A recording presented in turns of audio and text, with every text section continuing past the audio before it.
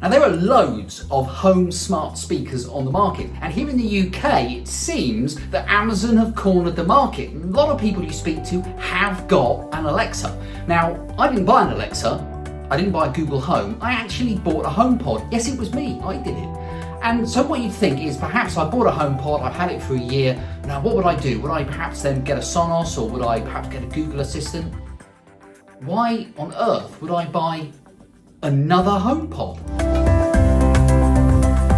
So welcome to the inner sanctum. We've gone upstairs in my house, and because this is my wife's little craft room, it's a box room. A lot of people have a box room in their house, and this is ours. And she does crafts and makes her own cards and does sewing and knitting and that kind of stuff. And down there is the first HomePod. Now I got her that a year ago. I got her that in 2018, and it's actually been great, that HomePod.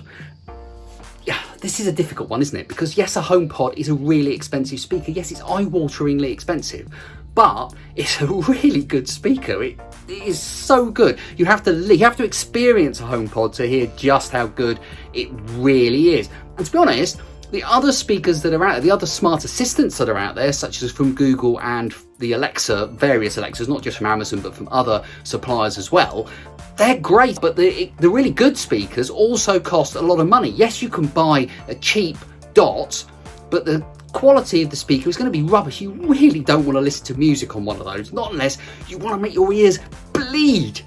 Now, over here on this futon is a box, and inside there is another HomePod.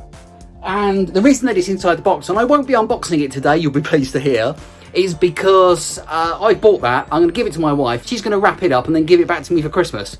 Another little insight there into our wedded bliss. Now, what am I going to do with that HomePod? You can, of course, pair them up to act as a stereo set, and that would be a bit overkill in a room of this size. It's not a massive room, so my wife's going to carry on using the HomePod there, but this HomePod has got another task. Welcome to my kitchen. Yes, you're having a full tour of the house almost.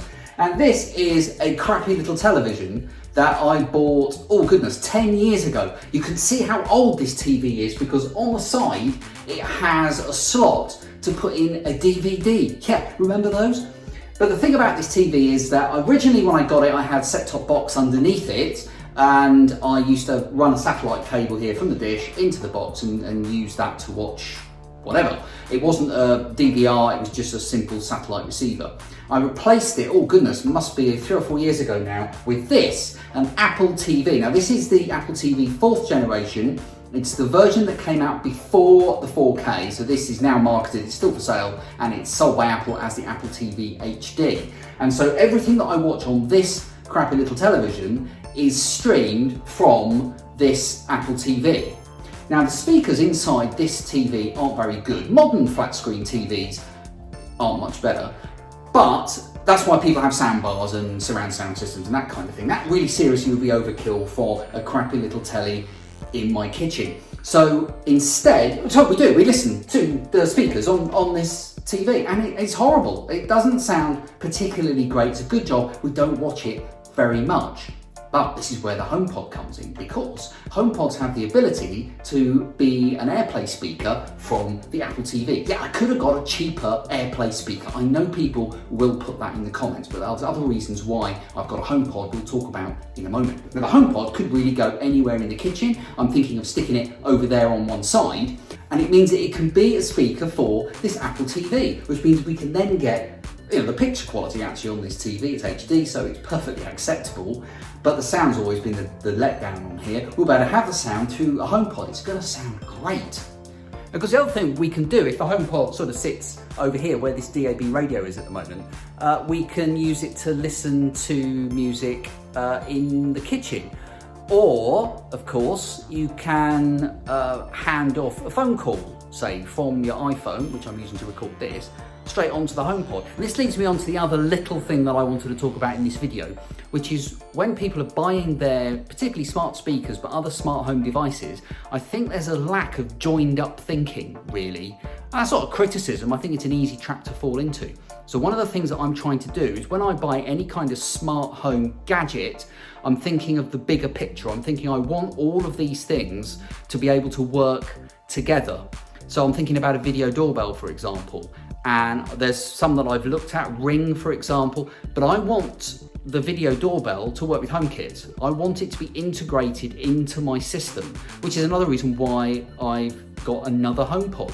Yes, it's expensive, but so are other decent speakers. That's not the problem.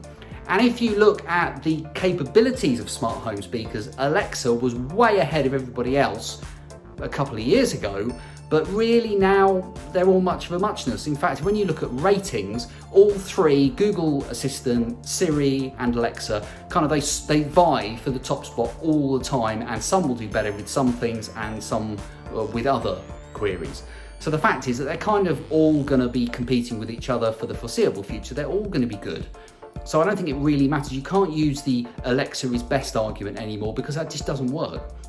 So I've got the HomePod, I've got another HomePod, and it's part of this sort of joined up thinking, which I'm going to return to in future videos when I look at doing some more smart home appliances. I want to show really that HomeKit, while it doesn't have a huge amount of support, particularly here in the UK at the moment, that is improving, and I think joined up thinking is the way to go, so you can make things sort of work together.